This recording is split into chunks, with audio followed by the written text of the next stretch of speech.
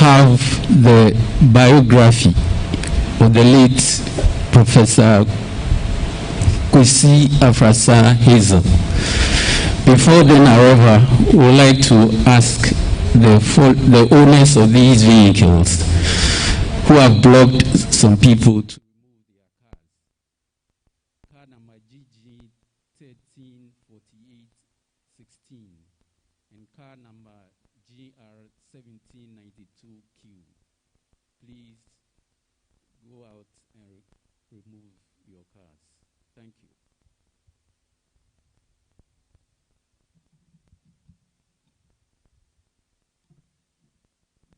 Biography of Kwesi Affrassah Haizel. Professor Kwesi Affrassah Haizel was born on Sunday, 15th March 1931 in Solcon, Central Region to Openyin John Kwesi Nyamfiku Haizel and Oba Penyin Matilda Ama Isaba, both of blessed memory. He started his education at Cape Coast Boys School, a popular school from 1937 to 1947, where he wrote the Middle School Leaving Certificate, MSCC.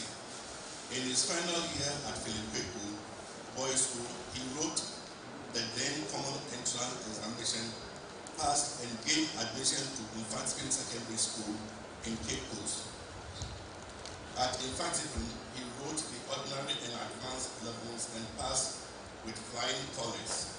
He exhibited scholarly traits and continued to climb the academic ladder until he attained the ultimate, that is the professor's status, self-actualization. He lived a simple life in the serene atmosphere, set himself around the premises of his house. As an accomplished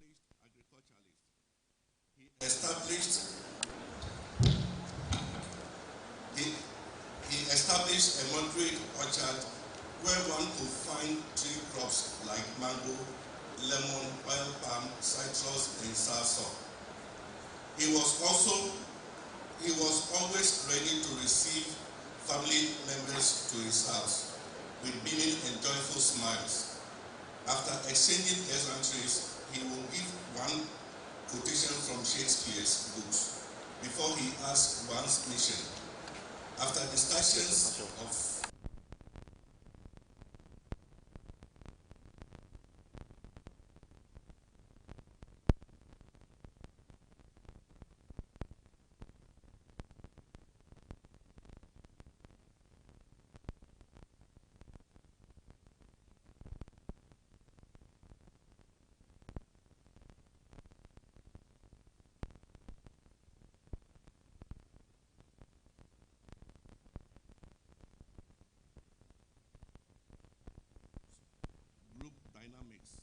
and a template for the recording of minutes. We also recollect how he wholeheartedly contributed in cash or in kind towards every endeavor embarked upon by the family. During one of the family meetings, they recognized his enormous contributions and unanimously bestowed on him the title of Ebusua Batan because he mediated family problems with passion. Professor was an ardent Christian and a staunch member of the St. Anne Anglican Church at Abeka in Accra. Professor Kwesi Affrassah Haizel married Miss Emma Grimond Thompson.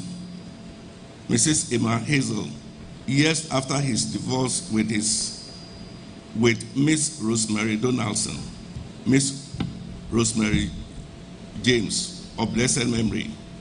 With Miss Donaldson, Prof had two children, namely Patricia Haizel, Kojo Haizel. He also had two children with Mrs. Emma Haizel, namely Kweku Haizel and Eko Haizel.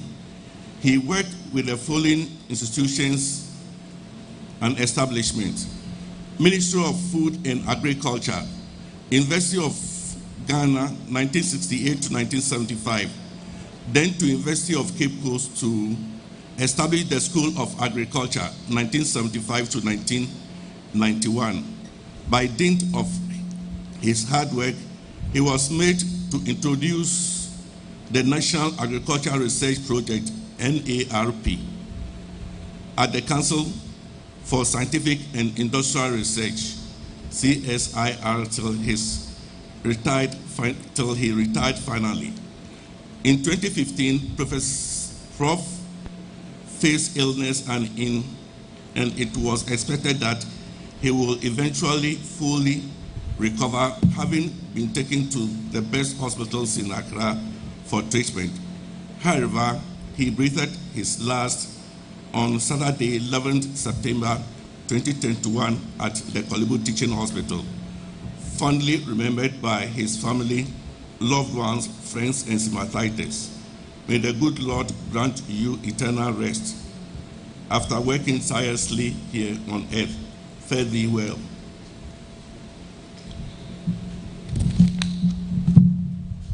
We'll now take the tribute by the wife and children.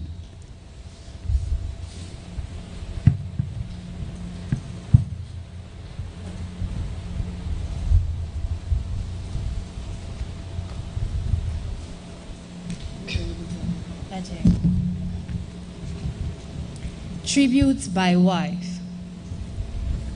Through all the changing scenes of life, in trouble and in joy, the praises of my God shall still my heart and tongue employ.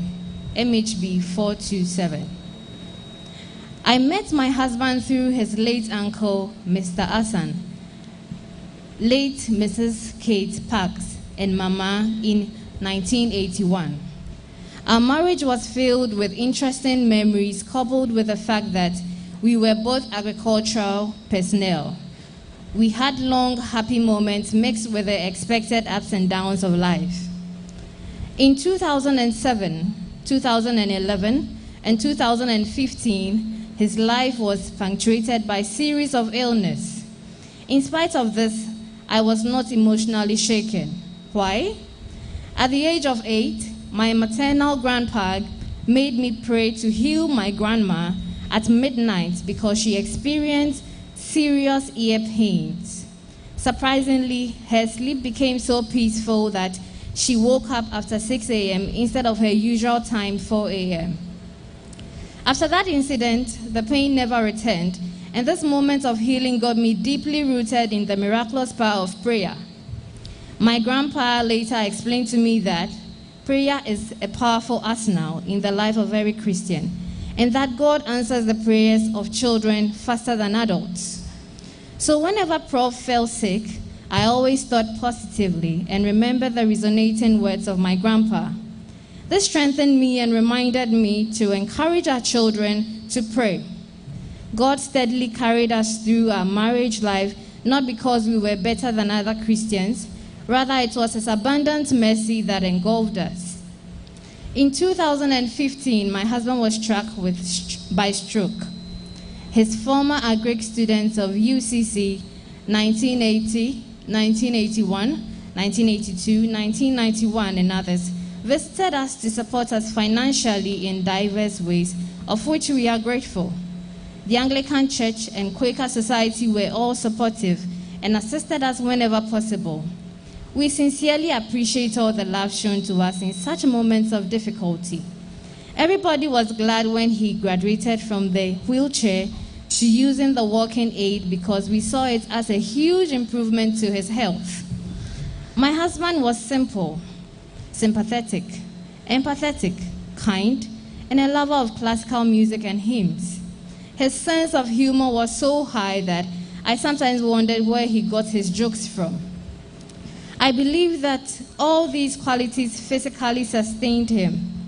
Spiritually, he had a strong faith in the Holy Communion because, according to him, it made him feel better. Reverend Father Dr. Samuel Kwate visited regularly, accompanied by Brother Oscar, to continue giving him Holy Communion after Canon Emmanuel Quino went on his transfer from St. Anne Anglican Church. Apostle Daniel Obeng of Christian Pentecost Church also prayed earnestly for my husband. The Anglican Men's Fellowship occasionally visited to rekindle his spirit. I always thought that my mighty God had a special purpose for him and will always remember the musical atmosphere he created at home. Throughout the period of his sickness, his faith strengthened, and I appreciate the long life God granted him. We will forever remember him and thank God for calling him home peacefully. May his soul rest in peace. Amen.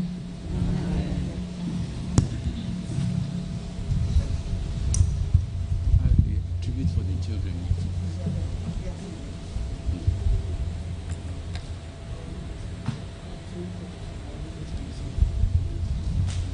Thank you.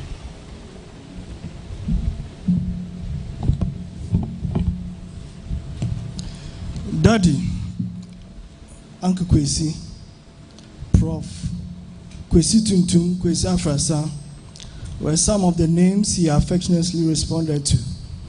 Our fond memories of him was as a playmate, a companion, a teacher, and an advisor. He influenced our reasoning and made sure we spoke Fanti all the time. I recount how Daddy would kneel down to give me pocket money behind the UCC nursery school when I didn't like the snack in my bag. He would ride with me in his latest 504 Peugeot saloon car in Cape Coast University, either to visit his colleagues, get some tartar and beans, or call our siblings Patricia and Kojo at the university telephone booth. Daddy mostly listened to James Last on BBC with a lot of classical music, which influenced us as well. He was ubiquitous on the UCC campus and farm. He loved his pipe and solitude, and we believed it helped him to reflect on his daily schedule. However, due to the irreversible health issues associated with the smoking, our mother encouraged him to stop, which he did after a while. Daddy had a lot of patience teaching us to read on his laps or in front of his belly. He tried to assist us with homework in spite of his busy schedules. We still remember him humming hymns in the bathroom and singing lively tunes at the hall. As years passed by, he grew older, but made sure I regularly cut his nails while Echo trimmed his hair, even though there was none. It has been hard for us, especially when we return home to find his favorite seat empty. But we know our father rests peacefully in the bosom of the Lord. Daddy, in summary, was sympathetic, kind, and athletic. We remember him playing football or tennis with us, even though he wasn't really good at it. He managed to instill some qualities of himself into each of us. We had to study the piano with Mr. Amalto Ajaho at UCC and Mrs. Mary Folson in Accra, even though Daddy played no instrument himself. According to him, he was not fortunate enough to have that opportunity. He made us cherish the importance of music, exercise, and reading all sorts of books. We will never be able to replace him, but his influence on all of us gathered here today goes a long way to remind us of his personality and his achievements. As he always said, hope will banish sorrow. Thank you.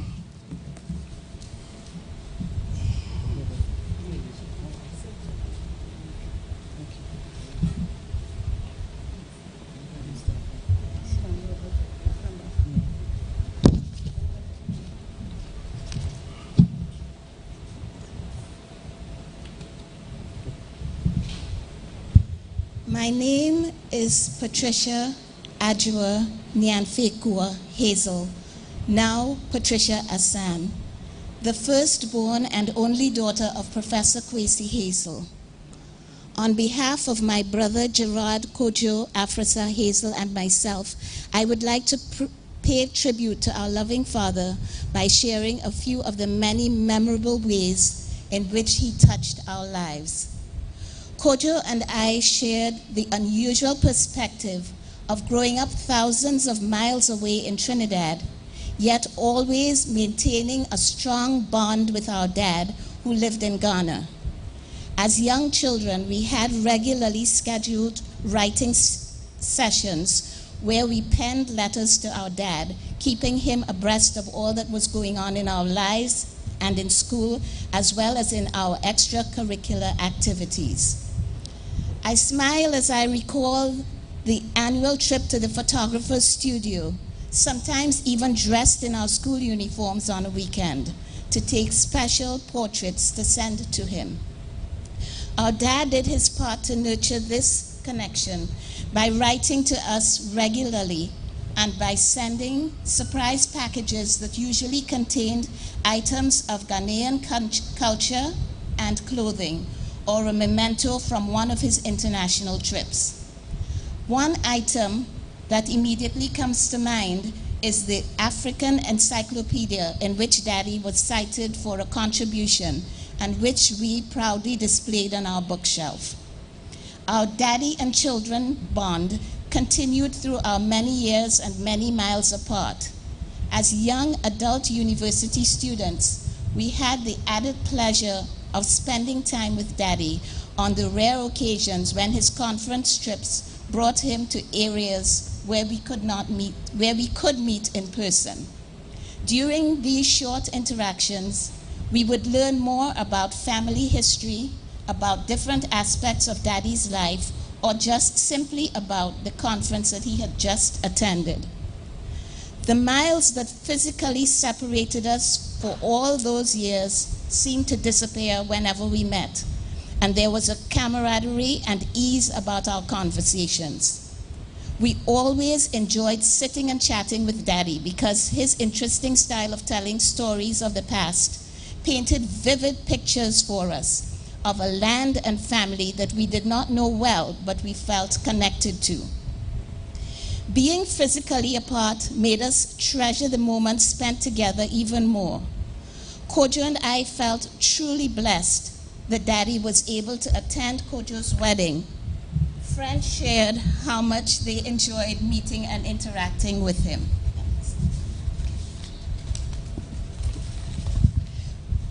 We are grateful to our dad for the different ways that he helped us to stay connected to the Ghanaian culture and for never letting us forget that we were Ghanaian. For example, my middle name of Nyanfekua and Kojo's Affrassah always sparked interest in many of our environments during our younger days. Thankfully, because of Daddy's informational chats, we were always able to explain the significance of our names within the Haizel family.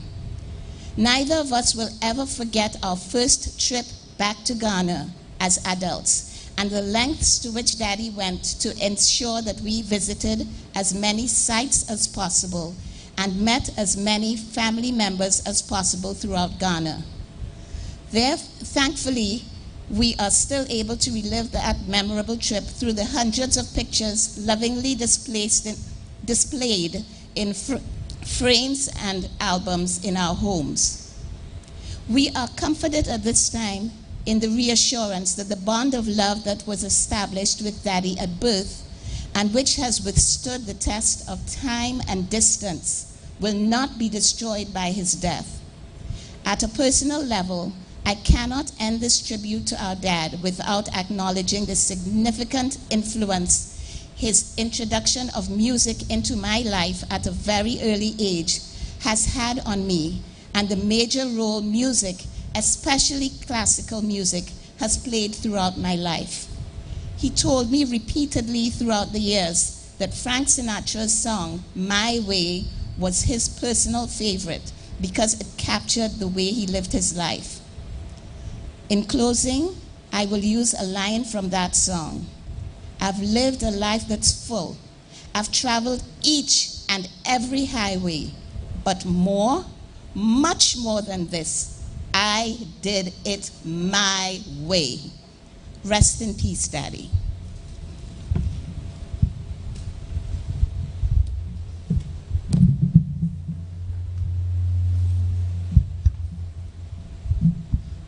Our next tribute is from the Quakers.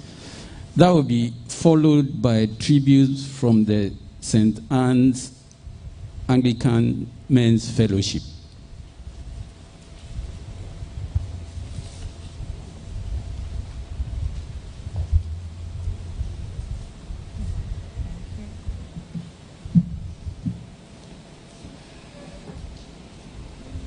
Good morning, please. My name is Dr. Justina Assafou Haizel. I'm here on behalf of the Quakers. Death is not the end, but the beginning. It is about an incident in the life of the ages, which is God's gift to us now. It is the escape of spirits from its own limitations and its failings for a larger and more glorious career. William Littleboy, 1917. Quakers Faith and Practice, 2154. In similar context, an African proverb says, life is the beginning of death. We are gathered here we are grateful to God for the life of Professor Haizel. We, friends of Hill House, affectionately called him Uncle Kwesi. He touched our lives in many ways. We are also thankful to the family for going by his funeral wishes and giving us the opportunity to observe Quaker practice at his funeral. Quakers are encouraged to set out their funeral wishes to make their families easier so that we can do this practice. We are here to go according to his wishes, to the wishes of our friend, and to provide compassion and support for the bereaved family. We observe silence as part of our worship. And before we continue with the tribute to our dear friends, may I ask that we all observe 10 minutes of silence.